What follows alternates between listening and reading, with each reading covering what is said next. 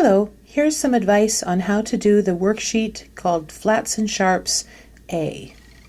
Here's the A. The first line says, flats and sharps sit on lines and inside spaces, just like notes. Draw a flat on each line and in each space. Here's what that means.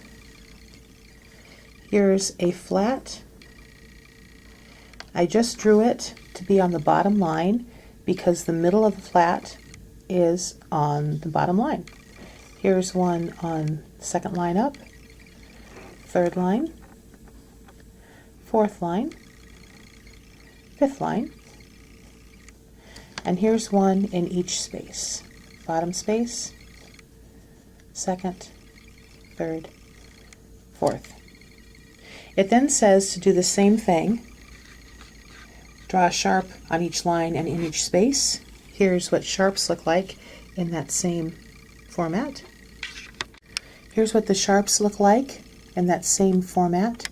Notice that the center of each sharp is in the space or on the line, the same as a note would be. The next part of the page says, draw the flat. Treble clef A.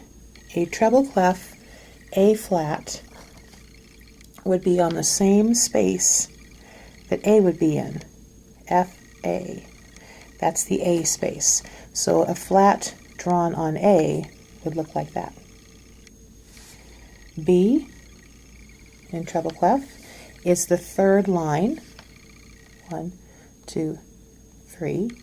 So the flat will be on the third line. The next one it wants is C. C is the third space. 1, 2, 3. So here's C flat. D is the fourth line. 2, 3, 4. So here's D flat. E says no. Here's what that means. There is an E that is right here. Bottom line is E. Top space is also E. The lines go, every good bird does fly. Spaces go, F, A, C, E. I wrote no down here because we don't use the lower line for flats for key signatures.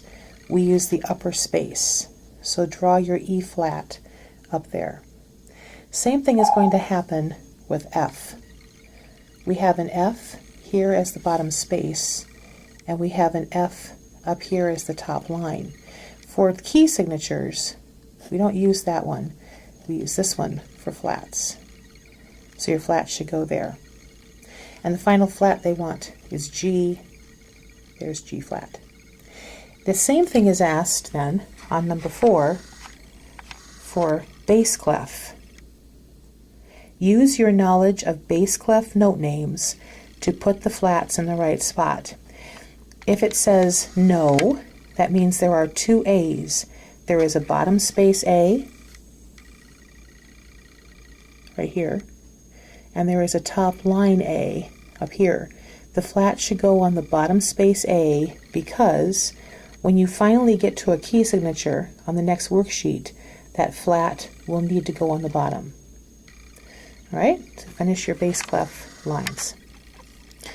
When it's time to move on to 5 and 6, you are doing the same process, but this time with sharps.